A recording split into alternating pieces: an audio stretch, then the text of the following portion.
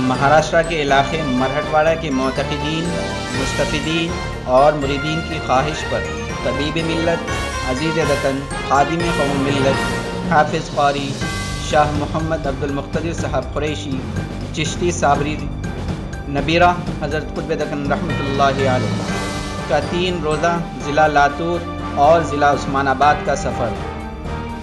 خادم قوم ملت نے کیا ان 3 دنوں میں 9 علاقوں کا دورہ، جہاں خدمت خلق کیمپس کے ذریعے بلا لحاظ مذہب و ملت مختلف جسمانی و روحانی بیماریوں میں مبتلا ہزاروں لوگوں کا قرآنی آیات سے علاج کیا۔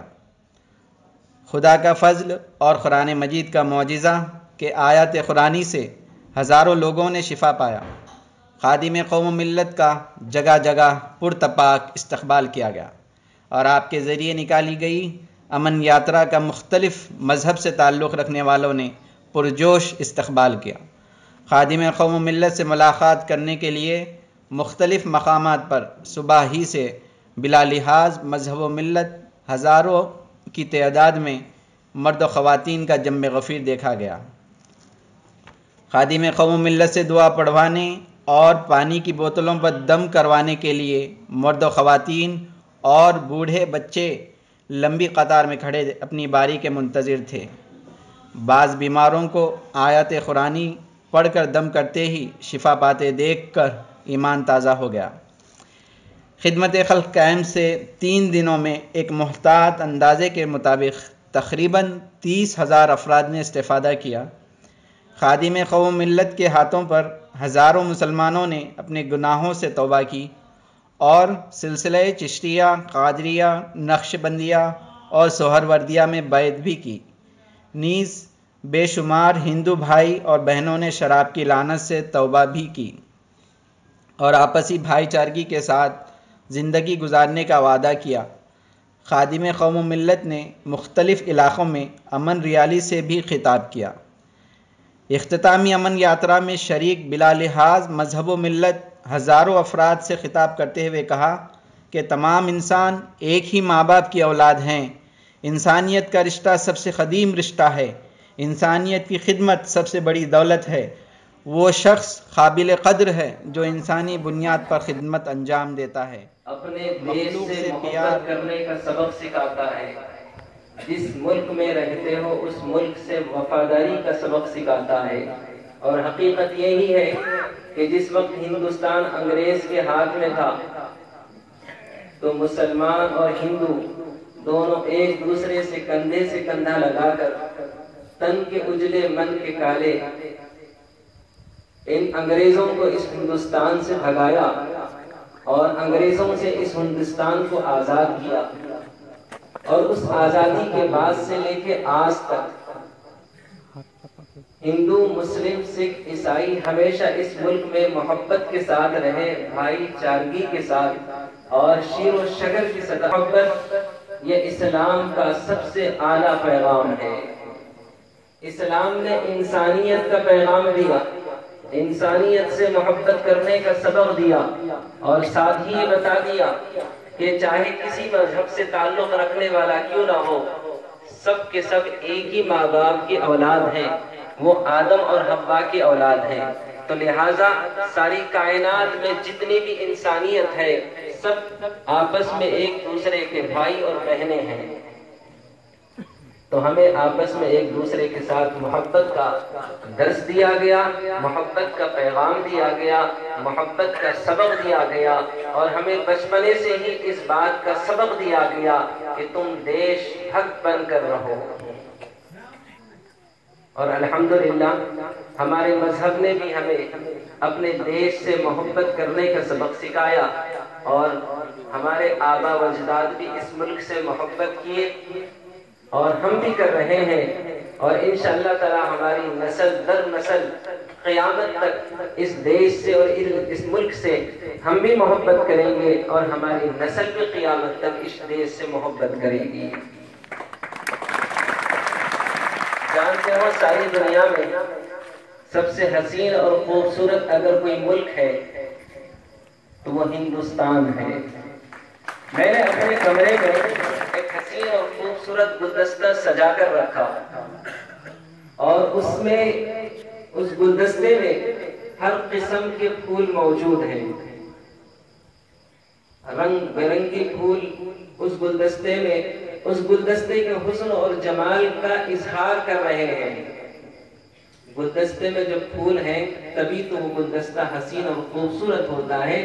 اگر ایک ہی رنگ کے اگر پھول گلدستے میں ہو تو اس کا وہ حسن و جمال اتنا اعلیٰ نہیں ہوتا ہے۔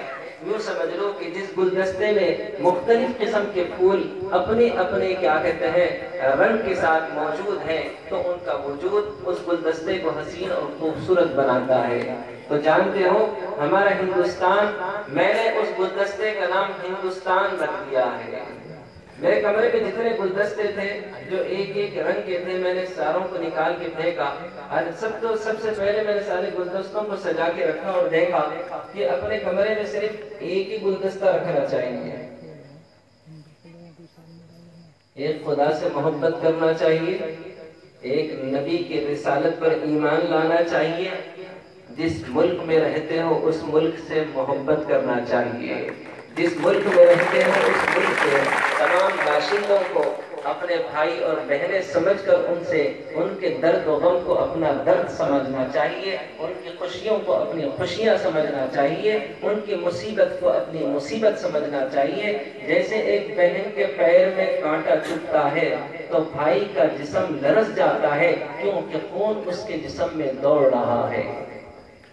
یہ اور بات ہے کہ ہندوستان میں مختلف مذہب کے لوگ ضرور رہتے ہیں لیکن تمام کے جسم میں ایک ہی خون دوڑ رہا ہے، وہ خون آدم کا ہے، اس لیے سب کو آدمی کہتے ہیں۔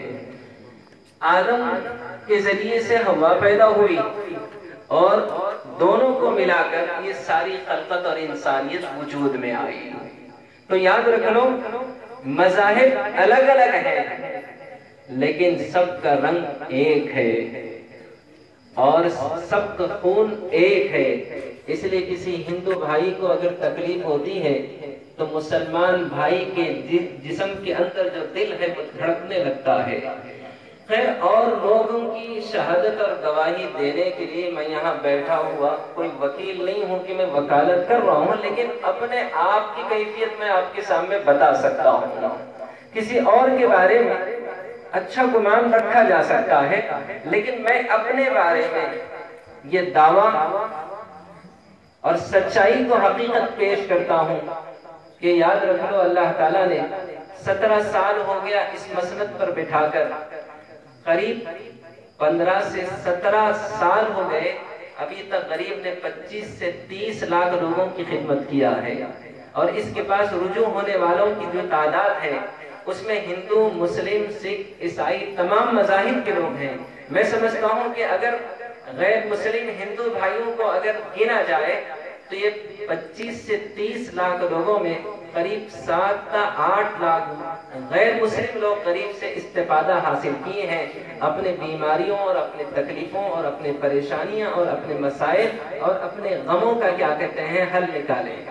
کرتا ہوں ہمیشہ میرے دل کے اندر مذہب پرستی کا، میرے وجود کے اندر جو دل دھڑکتا ہے مذہب پرستی کا دل نہیں بلکہ انسانیت کا ایک دل دھڑکتا ہے اور تمام انسانوں کے تعلق سے اس کے دل میں ایک محبت ہے۔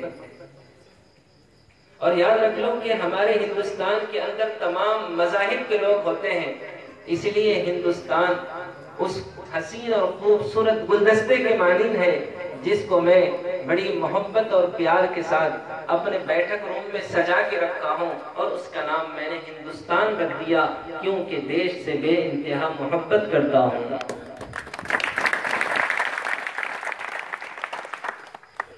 یہ اور بات ہے کہ ایک طبیب ہوں، کوئی سیاستدان نہیں ہوں، ایک طبیب ہوں، وکیل نہیں ہوں، ایک طبیب ہوں، صحافی نہیں ہوں، ایک طبیب ہوں، عدالت کی کرسیوں پر بیٹھے عدل اور انصاف نہیں کرتا ہوں، ایک طبیب ہوں، تاجر نہیں ہوں، ایک طبیب ہوں، زراعت پیشہ نہیں ہوں، لیکن خدا کی قسم اللہ تعالیٰ کی مہربانی تو دیکھیے اس کے پاس آنے والا ہر قسم کا آدمی ہوتا ہے، جو سیاستدان بھی آتا ہے، صحافی۔